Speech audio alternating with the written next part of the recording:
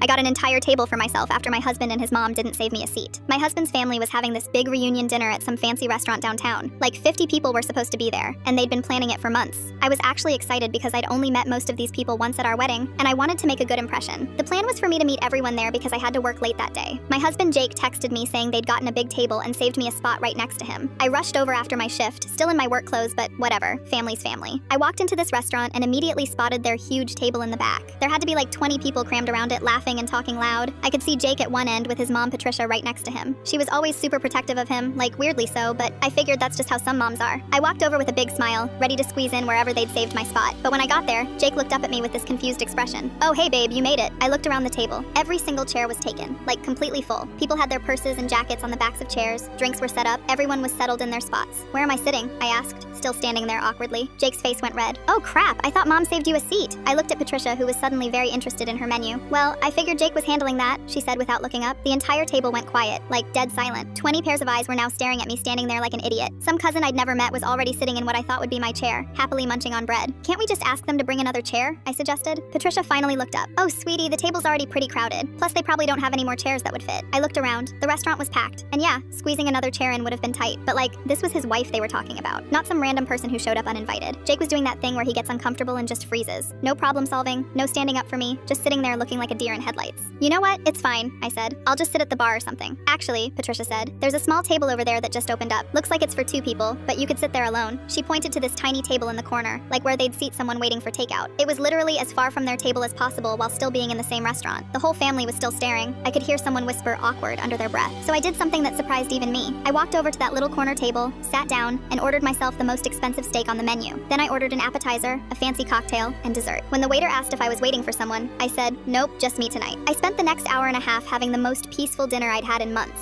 I could see their big table from where I was sitting, and it looked chaotic. Kids crying, people talking over each other, Patricia commanding everyone's attention with some long story. Meanwhile, I was sitting there eating amazing food, scrolling through my phone, actually relaxing for once. The waiter kept checking on me and was super nice. I even ordered a second cocktail because why not? About halfway through my meal, Jake came over looking stressed. "Babe, I'm really sorry about this. Mom said she thought we talked about you sitting separately." "When would we have talked about that?" "I don't know, she said maybe you mentioned wanting space or something." I just stared at him. "Jake, when have I ever said I wanted to sit away from you at a family dinner?" He couldn't answer because the answer was never. I'd never said that. "Look, just come sit with us. We can squeeze you in somehow." I looked over at their table. People were literally sitting on top of each other. Patricia was in the middle of some dramatic story with her hands waving everywhere, and there was food and drinks covering every inch of space. "I'm good here, thanks." Jake looked confused. "But it's weird that you're sitting alone. Weirder than not saving your wife a seat?" He went back to the table, and I watched him try to explain to everyone that I was choosing to sit alone. I could see Patricia nodding like that made perfect sense. I finished my meal, paid my check, and left. I didn't say goodbye to anyone, just walked out.